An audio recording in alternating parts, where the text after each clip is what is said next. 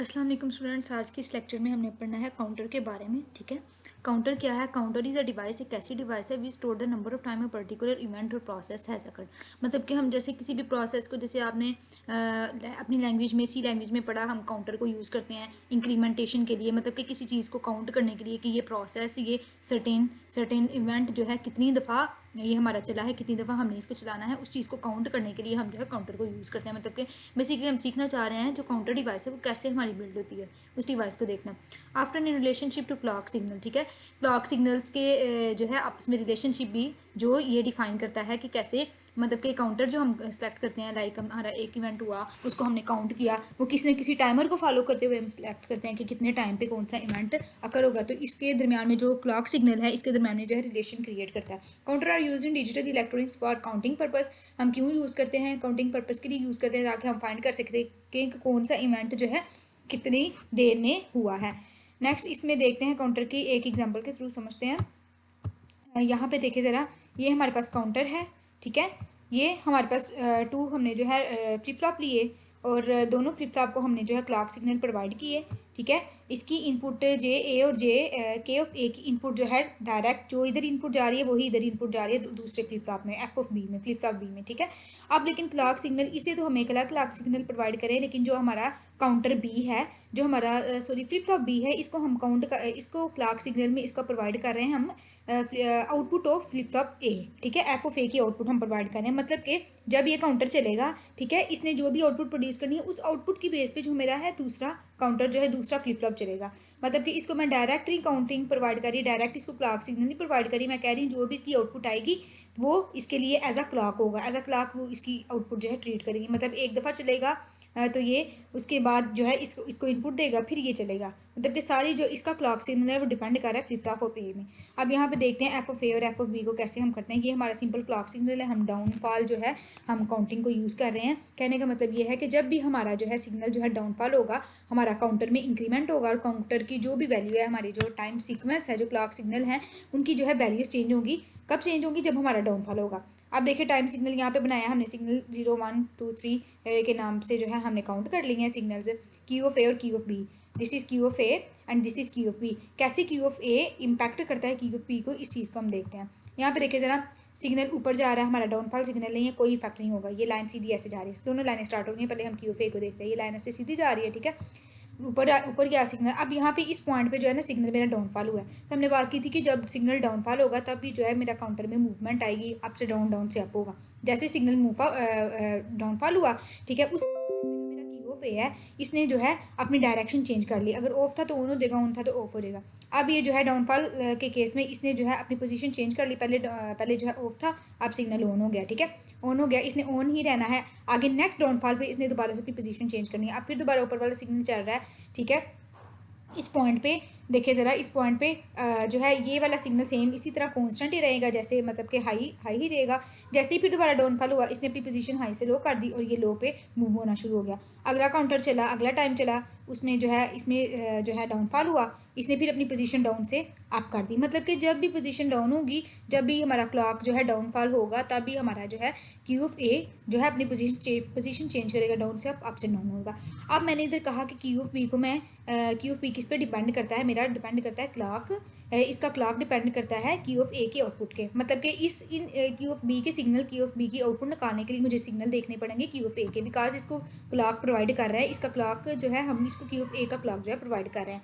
अब जब इसका डाउनफॉल होगा तब इसने सिग्नल में मूवमेंट करनी है, वरना मूवमेंट नहीं करनी। मतलब कि इस पर डिपेंड नहीं कर रहे, ओरिजिनल क्लॉक पर डिपेंड नहीं कर रहा, क्यू ऑफ ए के जो क्यू ऑफ ए पे जो है डिपेंड कर रहा है। अब यहाँ पे देखिए ज़रा, सिग्नल सेम मूव कर रहा है। यहाँ पे सिग्नल अप हुआ है, अप वाला है, इस वजह से हम इसको जो है कंसीडर नहीं करेंगे। सेम अब उसी मूवमेंट पे जा रहा है जिस पॉइंट पे, इस पॉइंट पे जो है ये हाई से लो में जा रहा है सिग्नल, ठीक है। मेरा क्यू ऑफ ए हाई से लो में जा रहा है। इसी पॉइंट पे जो मेरा क्यू ऑफ बी है अपनी पोजीशन चेंज करेगा, पहले लो था, अब इसने हाई की तरफ मूव करना शुरू कर देना है। और नेक्स्ट डाउनफॉल का वेट करना है कि कब क्यू ऑफ ए का डाउनफॉल होगा। इस पॉइंट पे क्यू ऑफ अप गया, कोई मूवमेंट ही आएगी, ये अपना इसी तरह कॉन्स्टेंट ही रहेगा ये वाला सिग्नल जो है। अब से फिर दोबारा नेक्स्ट उसी पोजीशन पे ये वाला इसका सेम कॉन्स्टेंट रहा। अब फिर दोबारा इसने डाउन एज किया, ठीक है, डाउनफॉल हुआ, इस पॉइंट पे इसने अपनी सिग्नल पोजीशन चेंज की, हाई था, हाई से ये लो हो जाएगा ट्रांसफर, ठीक है, और ऐसे कॉन्स्टेंट है, इसी तरह चलते रहेंगे। अब अगर इसे हम डायग्राम के थ्रू देखेंगे कैसे कौन कौन सी वैल्यू कब कैसे होती है। देखिए जब क्लॉक जीरो था मेरा, जब क्लॉक जीरो है, ठीक है, तब मेरे की ऑफ ए की ऑफ बी की वैल्यू क्या है, क्लॉक जीरो पे ये भी डाउन है, ये भी डाउन है, देखिए जीरो जीरो आ गया। क्लॉक वन पे, ये क्लॉक वन है, इस पे क्यू ऑफ ए मेरा हाई है और क्यू ऑफ बी मेरा लो है, दिस इज देखिए Q of A high, Q of B low. Clock two में देखिए जरा, क्लॉक टू में क्या हो रहा है, मेरे पास ये क्यू ऑफ ए लो है और क्यू ऑफ बी हाई है, देखिए क्यू ऑफ ए लो है, क्यू ऑफ बी हाई है। और क्लॉक थ्री पे दोनों मेरे पास हाई आ रहे हैं और यहाँ पे देखिए दोनों हाई आ रहे हैं, मतलब कि इसको जो है हमने इस तरह रिप्रेजेंट करना है क्लॉक की फॉर्म में ला के, इसका ऐसे टेबल बनाना है, मतलब कि जितने भी हमने काउंटर्स को यूज़ करना है, जितनी भी इनपुट्स को यूज़ करना है, उसको टेबल की फॉर्म में जो है हमने बनाना है। अब जो टाइप्स पढ़ते हैं काउंटर की, टाइप्स कितनी है काउंटर की, बेसिकली जो टाइप्स है टू टाइप्स है, सिंक्रोनस और एंड सिंक्रोनस, एसिंक्रोनस। एसिंक्रोनस को हम रिपल काउंटर भी कहते हैं। इनमें डिफरेंट क्या है देखिए जरा, यहाँ पे फ्लिप फ्लॉप के थ्रू हम काउंटर को कैसे बनाते हैं, काउंटर की कंस्ट्रक्शन कैसे करते हैं, यूजिंग द फ्लिप फ्लॉप। अब फ्लिप फ्लॉप के थ्रू हमने इसमें बनाना है रिपल काउंटर, कहते हैं ऐसे काउंटर को जिसको हमने अभी डिस्कस किया, मतलब कि दो फ्लिप फ्लॉप है, इनका आपने काउंटर बनाना है, 2 बिट का काउंटर बनाना है आपने। तो क्या है, इसको पहले वाले फ्लिप फ्लॉप को आप इंडिपेंडेंट क्लॉक प्रोवाइड करेंगे, लेकिन जो नेक्स्ट वाला फ्लिप फ्लॉप होगा डिपेंड होगा on the output of first flip flop. जैसे हमने इधर प्रीवियस एग्जांपल में पढ़ा कि इसकी आउटपुट हमने इसके साथ इसके क्लॉक को प्रोवाइड की, मतलब कि सेकंड फ्लिप फ्लॉप की क्लॉक जो है, सेकंड फ्लिप फ्लॉप की काउंटिंग जो है डिपेंड कर रही है फर्स्ट फ्लिप फ्लॉप पे, क्लॉक क्यू पे पे। तो इसे कहते हैं रिपल काउंटर और एसिंक्रोनस काउंटर। सिंक्रोनस काउंटर ऐसे होते हैं जिसपे दोनों क्लॉक जो है इंडिपेंडेंटली मूव करते हैं। लाइक देखें, इस F of a flip flop A को भी हमने क्लॉक प्रोवाइड किया और इसको भी लॉक प्रोवाइड किया। ये जो फ्लिप फ्लॉप बी है, क्यू ऑफ बी है, ये डिपेंड नहीं कर रहा मेरा क्यू ऑफ पे, दोनों इंडिपेंडेंटली वर्क करेंगे, इंडिपेंडेंटली जो है काम करेंगे।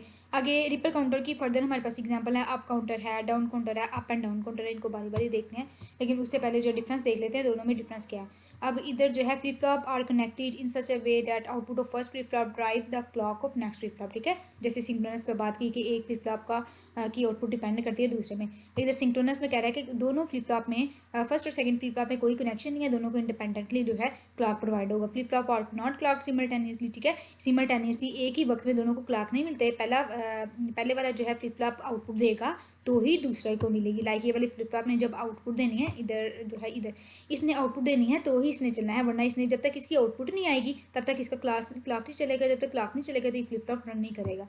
तो यही है कि दोनों फ्लिप फ्लॉप को हम सिमल्टेनियसली जो है वर्क नहीं कर सकते। अब ये इधर दोनों फ्लिप फ्लॉप सिमल्टेनियसली क्लॉक है, इन सबको हमने दोनों को सेपरेटली जो है हमने क्लॉक प्रोवाइड किया हुआ है, ठीक है। तो ये एक दूसरे पे सिमल्टेनियसली जो है वर्क कर सकते हैं। Circuit is simple for more number of state, circuit simple है, हम जो है इसमें सिंपल हम अगले की पिछले की इनपुट अगले को कनेक्ट करते हैं तो सिंपल सर्किट बनता है, लेकिन इस केस में क्योंकि हर एक स्टेट हर एक फ्लिप फ्लॉप को हमने क्लॉक प्रोवाइड करना होता है, इस वजह से जो है हमारा कॉम्प्लिकेटेड काम हो जाता है। स्पीड इज स्लो, स्पीड इसकी स्लो है बिकॉज प्रीवियस स्टेज जो है डिपेंड कर रही है, नेक्स्ट स्टेज डिपेंड कर रही है प्रीवियस पे, जब तक प्रीवियस नहीं चलेगी अगली नहीं चलेगी। इसमें स्पीड हाई है बिकॉज हर कोई डिफरेंटली अपने बिहाफ पे वर्क कर रहा है, कोई भी किसी दूसरे पे डिपेंड नहीं है। यहाँ पे हम 3 बिट सिंक्रोनस अप काउंटर बनाने लगे हैं, ठीक है, अप काउंटर इसमें बनाने लगे, 3 बिट सिंक्रोनस है, इस वजह से हमें 3 फ्लिप फ्लॉप लेंगे, और एसिंक्रोनस काउंटर है, इस वजह से हमारा प्रीवियस फ्लिप फ्लॉप की आउटपुट डिपेंड करती है अगले क्लॉक में। लाइक इधर देखिए क्लॉक ऑफ ए है हमारा, 2 फ्लिप फ्लॉप है, 3 flip flop J A K A flip flop 1 flip flop 2 flip flop 3। अब क्लॉक पहले वाले को हमने इंडिपेंडेंटली क्लॉक प्रोवाइड किया है, सेकंड वाले पर नोट करें ये लॉजिक हमने जो है इनको इनपुट जे और के को सेम इनपुट दिया है, इससे हमारा कोई कंसर्न नहीं। अब देखिए सेकंड वाला जो फ्लिप फ्लॉप है इसको हमने क्या दिया है, इसके क्लॉक को हमने प्रोवाइड किया है क्यू ऑफ ए सेपरेट भी आउटपुट दे रहा है और साथ में ये ऐसा क्लॉक रीड कर रहा है फ्लिप फ्लॉप ऑफ बी में, इसी तरह Q of B separate output भी दे रहा है और साथ में क्लॉक प्रोवाइड कर रहा है क्यू ऑफ सी को, ठीक है, सी फ्लिप फ्लॉप को एज अ क्लॉक रीड कर रहा है। इसमें भी सेम वही वाली चीज़ है, लेकिन इसमें 3 बिट यूज़ होगा, हमने ऊपर जो है ये डाउनफॉल का हमने बना दिया कि जब भी डाउनफॉल होगा तभी हमारी पोजीशन चेंज होगी। यहाँ पे देखिए ज़रा जीरो, इनिशियली तो सबका 0 0 है ना, ठीक है। अब इस पॉइंट पे डाउनफॉल हो रहा है, सबसे पहले क्यू ऑफ ए को देखते हैं, डाउनफॉल हो रहा है इस पॉइंट पे, इधर जो है 1 आ गया, ठीक है, डाउनफॉल होने पे ये 0 से इसकी पोजीशन और जो है लो से हाई हो गई है। आगे नेक्स्ट इस पॉइंट पे ही डाउनफॉल हुआ है, फिर हाई पोजीशन उसी तरह कंटिन्यूसली चल रही थी, ये जैसे ही डाउनफॉल हुआ हाई से लो हो गया, ठीक है। फिर नेक्स्ट वो डाउनफॉल थर्ड क्लॉक में ये डाउनफॉल हुआ तो ये लो था, इसने हाई कर लिया, ठीक है, 1 इसकी जो है आउटपुट आ गई। फोर टाइम जब काउंटर चला तो ये फिर दोबारा उसी तरह कंटिन्यूसली चल रहा था, 4 टाइम काउंटर में इसलिए हाई से लो की पोजीशन कर ली, इस तरह ये फर्स्ट टाइम चलेगा। नेक्स्ट जो है क्यू ऑफ बी डिपेंड कर रहा है क्यू ऑफ ए पे, तो जब इसने जो है डाउनफॉल होना है तब जो है इसकी लूप को चलना है। इसी तरह 0 0 पहले पे आएगा, जैसे इस पॉइंट पे अप हो रहा है कोई भी हमारे पास चेंजेस नहीं आएगी। नेक्स्ट जब इस पॉइंट पे डाउनफॉल हो रहा है इधर ये हमारा मूवमेंट इसमें आ जाएगी, क्यू ऑफ पी लो से हाई हो जाएगा, और उसी तरह कंटिन्यूसली चलेगा जब तक ये नेक्स्ट फ्लिप फ्लॉप नेक्स्ट जो है सिग्नल मेरा डाउनफॉल हो। इस पॉइंट पे फिर दोबारा डाउनफॉल हो रहा है, कौन से क्लॉक में हो रहा है, 4 वाले क्लॉक में हो रहा है, और इसने दोबारा से अपनी पोजीशन हाई से लो कर लेनी और डोर कमांड मूव होते जाना है। नेक्स्ट इस पॉइंट पे क्यू ऑफ ए डाउन